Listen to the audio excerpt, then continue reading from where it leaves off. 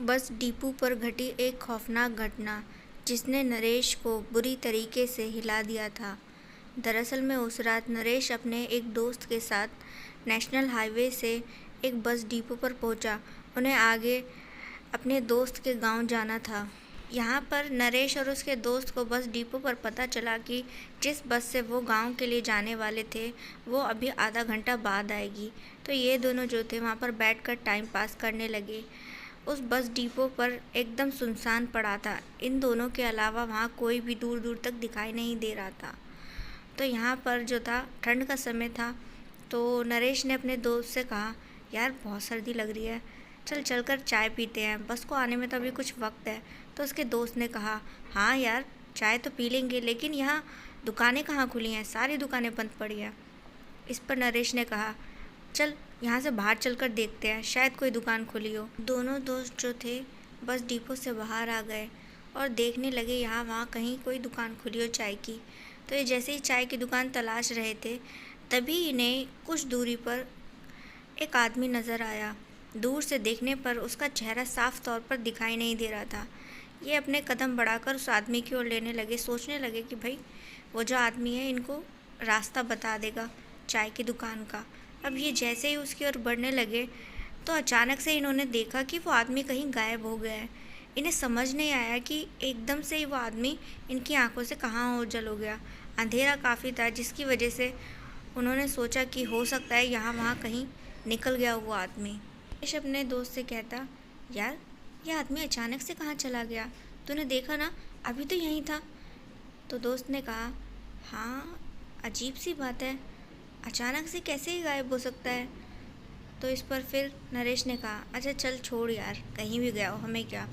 तो तभी जो है नरेश का जो दोस्त था उसने कहा, अच्छा एक काम करते हैं, तू यहीं बैठ, मैं आगे जाकर थोड़ा देख के आता हूँ।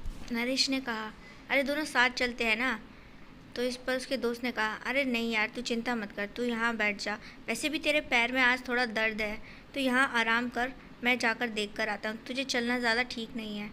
तो नरेश ने कहा, अच्छा चल ठीक है। तो वहाँ पर एक बड़ा सा पत्थर पड़ा था, तो नरेश जो था उस पर बैठ गया और उसका दोस्त जो था आगे की ओर चाय की दुकान देखने चला गया। और फिर इसके बाद जो था नरेश वहाँ पर जब बैठ दोस्त का इंतज़ार करने लगा तभी उसने देखा कि एक बड़ी सी बस जो है उस रास्ते से आगे की ओर जा रही थी। उसका हाल देखने में ऐसा लगता था जैसे कि उसके बैलेंस बिगड़ गए हो। और कुछ दूर जाने के बाद अचानक से उसे देखा कि एक अजीब सी आवाज़ आई। उसे लगा कि उस बस का जो है एक्सीडेंट हो गया है और किसी के चीखने की भी आवाज़ उसे सुनाई दी। वो आगे जाकर देखता है तो ना तो उसे वहाँ पर कहीं बस नज़र आई, ना ही कोई दर्द से कराता हुआ इंसान कहीं दूर दूर तक दिखाई दिया। उसे ये सब चीज़ें बड़ी अजीब लगी। तभी जो है वो यहाँ वहाँ देखने लगा था, तो तभी उसने देखा कि कुछ ही दूरी पर जो था एक आदमी पड़ा हुआ था।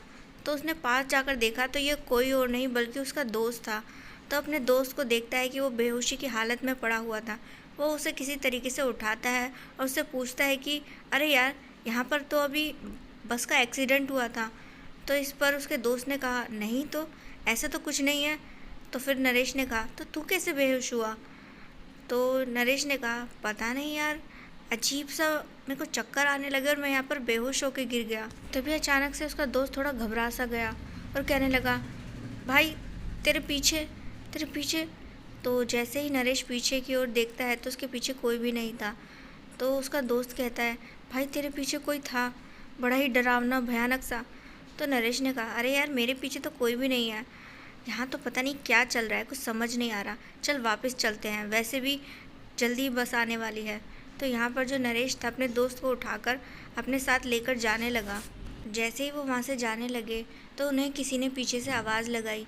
ये दोनों जब पीछे पलटे तो वहाँ पर एक आदमी को खड़ा देखा। देखने में ये आदमी वो पहले वाले आदमी जैसा ही महसूस हो रहा था। तो यहाँ पर नरेश ने कहा, ये तो वही आदमी लग रहा है, लेकिन यह हमें आवाज़ क्यों लगा रहा है।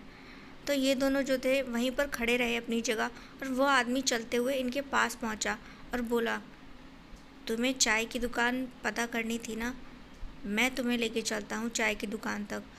तो यहाँ पर नरेश ने कहा, नहीं हमारी बस का टाइम हो गया भाई, हमें कोई चाय वाय नहीं पीनी।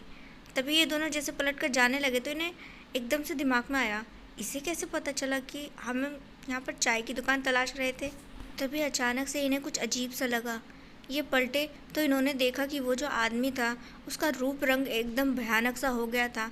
एक भटकती रूह जैसा उसका चेहरा नज़र आ रहा था। ये दोनों घबरा कर दूर हटने लगे। वो जो अजीबोगरीब आदमी था उसका जो कद था वो पहले से थोड़ा बढ़ चुका था। वो दिखने में बहुत ज़्यादा भयानक और डरावना हो चुका था। ये दोनों बहुत ज़्यादा घबराने लगे। तो यहाँ पर नरेश के दोस्त ने कहा, भाई मुझे तो ये लगता है कोई आत्मा है, हमें इससे बचकर यहाँ से निकलना चाहिए। तो ये दोनों जो थे किसी तरीके से यहाँ से दौड़ने लगे। तो वो जो भूत था वो भी उनके पीछे आने लगा। ये दोनों जब बस डिपो में पहुँचे तो वहाँ पर एक आदमी ने इन्हें अपने साथ ले जाकर एक कमरे में बंद कर लिया। तो ये दोनों जो थे उस आदमी से कहने लगे, तुम कौन हो? तो उस आदमी ने कहा, मैं यहाँ पर चौकीदारी करता हूँ, तुम दोनों की जान खतरे में है, अगर तुम इस कमरे से बाहर गए तो वो आत्मा तुम्हें जान से मार देगी। ये दोनों जो थे एकदम से हिल गए। तो उस आदमी से पूछने लगे, लेकिन वो आत्मा हमारे पीछे क्यों पड़ी है? तो इस पर उस चौकीदार ने कहा, यहाँ पर अक्सर किसी न किसी का एक्सीडेंट होता ही रहता है, तो उन्हीं में से किसी की आत्मा है। यह आत्मा अक्सर यहाँ पर भटकती रहती है और जो भी इंसान इसके शिकंजे में फंस जाता है उसे अजीबोगरीब तरीके से डराती है और आखिर में मार देती है। इसकी वजह से यहाँ पर कई हादसे हुए हैं। अगर तुम चाहते हो कि तुम्हारे साथ कुछ गलत ना हो तो तुम यहीं रहो। यहाँ पर भगवान का मंदिर है, वो आत्मा यहाँ पर नहीं आ सकती है। अब तुम यहाँ से सिर्फ सुबह में ही जा सकते हो, क्योंकि अगर यहाँ से निकले तो वो आत्मा तुम्हें मार देगी। तभी वो खिड़की से देखते हैं कि वो आत्मा वहीं भटक रही थी।